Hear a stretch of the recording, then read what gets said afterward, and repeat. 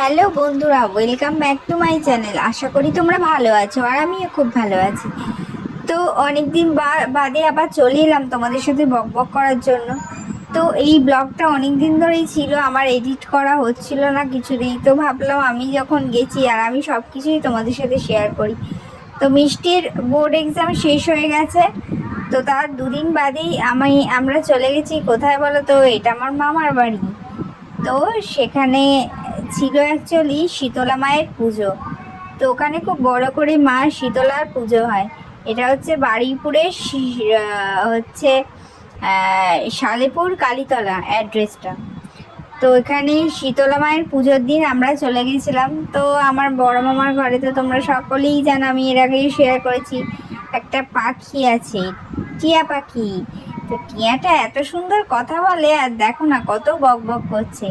আর ওখানে মিষ্টি তো পেয়ে গেছে ওর বন্ধুকে, বন্ধুকে পেয়ে ও খুব আনন্দিত।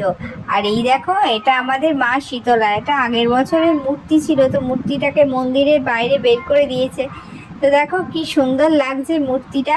আর এটা পুরো চারিপাশের পরিবেশ, আর এইটা হলো মন্দিরের ভেতর মা শীতলার মূর্তি তুলে দেওয়া হয়েছে। আমরা বোনেরা মিলে একটু ফটো তুলে দিলাম। আর চারিদিকে কত মা শীতলার মূর্তি দেখো না।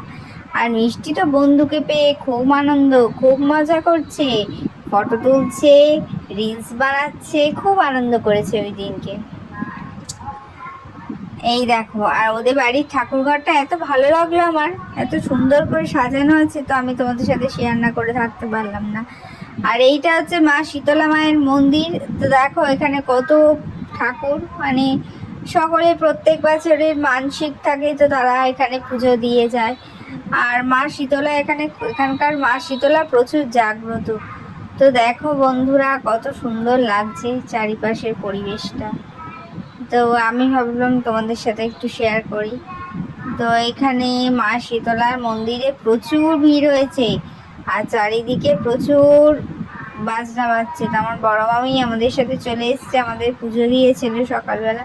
তো সেই পুজোটা আমরা নেব বলে দেখো মা শীতলার মূর্তিটা যেন জল জল করছে। মা সকলের মঙ্গল করো।